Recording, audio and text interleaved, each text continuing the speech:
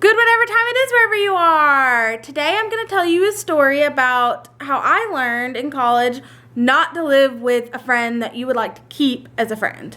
Now, I understand this is not for everyone. Like, some people are great friends, they can live together, they can do whatever together, and they still remain friends, and it's great, it's wonderful. For me, that wasn't the case.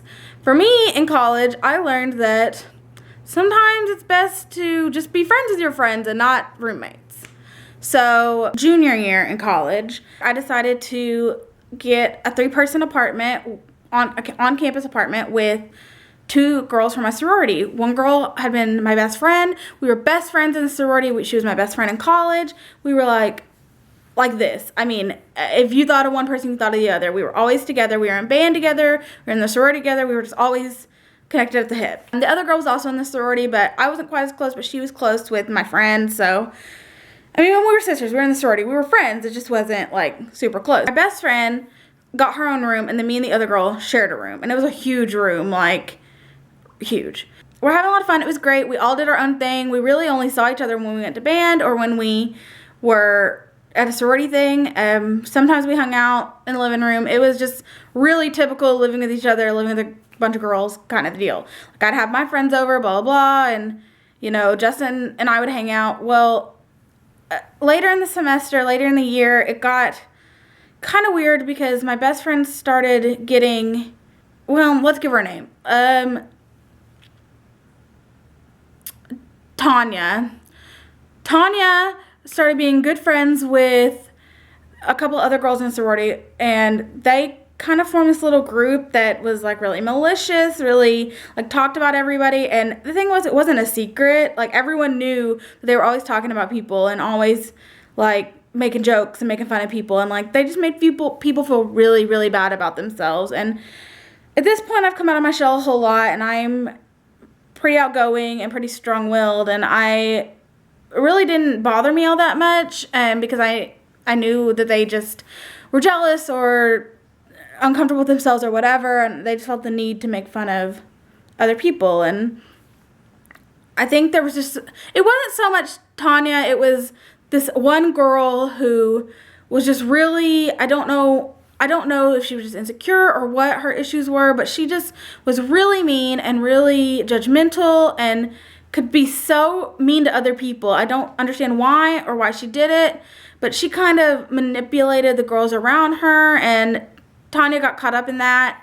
So I'm not blaming any of this on Tanya. It's really this other girl's fault, because she was so awful, and she knew she was awful. She knew we knew she was awful, and she just didn't care. Like, that's pretty bad. And Tanya just got to where it was like, I would be sitting on the couch in our apartment watching Netflix or YouTube or whatever, and she would come down the stairs. I'd say, hey, what are you doing? And she's like, I'm going out with blah, blah, blah, blah, like these other girls, and see you later, and wouldn't invite me.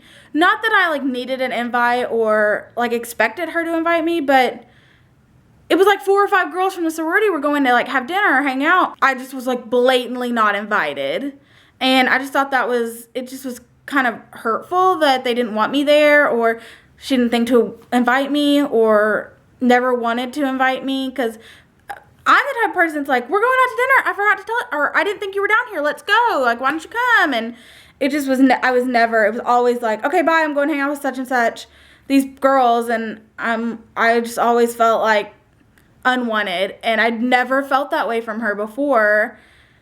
And I don't know if it was living together, that it was just, because she would like come home from class and go to her room and shut the door and be in there. Like, I never saw her unless she was like coming out to go somewhere or coming home from somewhere. And I was always like in the common area. I was always in like the kitchen or the living room or somewhere where I could be social, because that's just who I am. And I get it if that's not your thing. And sometimes it wasn't her thing. Sometimes she just needed to be alone. But I couldn't understand why it was such a drastic change. Like, we were best friends, we shared everything.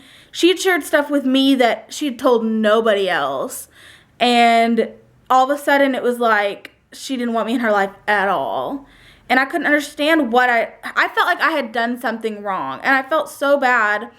And the part that really broke my heart was there was a night that I was like, can we all sit down and talk, because I'm feeling this way and I want to just like talk about it. I just want to talk to y'all. And the 3 of them came over. It was Tanya and this other girl that was really manipulative and another girl from the group. Well, I really had only wanted to talk to Tanya. Anyways, I really only wanted to talk to her, and these other 2 girls came, and you could tell immediately the look on Tanya's face was she wasn't going to have it. Like, she was not in the mood to talk. She wasn't going to listen to anything I had to say. She didn't care, and I tried to make a few points, and this other girl shot him down immediately. Like, she was like, oh, but you do this, oh, but you do that, and you said this about this person, and blah, blah, blah. And I'm like, well, yeah, I did those things, but I also apologize for those things. You've made me feel this way, and you don't care.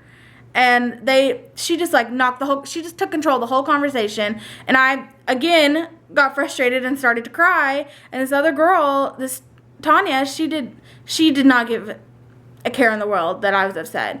And I was just like, okay, whatever, conversation's over. It's obviously not going anywhere.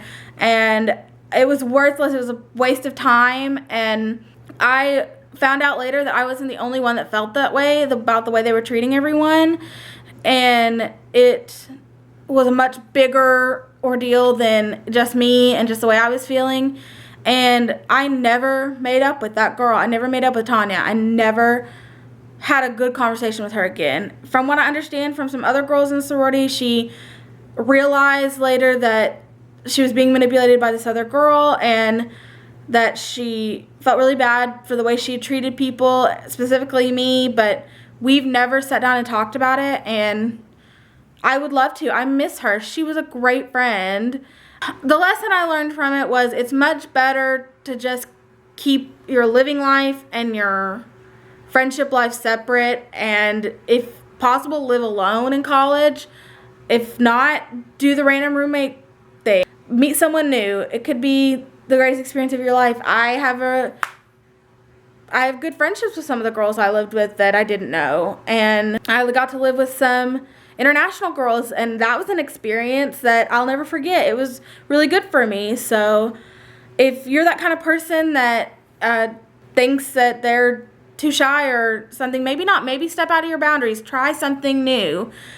I wish I had not lived with these girls and ruined 2 friendships because it wasn't worth it. I don't know, that's all. I just thought I'd try a story time today, and I hope you enjoyed it. If you did, give it a thumbs up. Leave a comment if you've had a similar encounter or story, or if you have a question about college, living situations in college and want to ask, I will be glad to answer it. If not, I hope you enjoyed it, and I'll see you next time.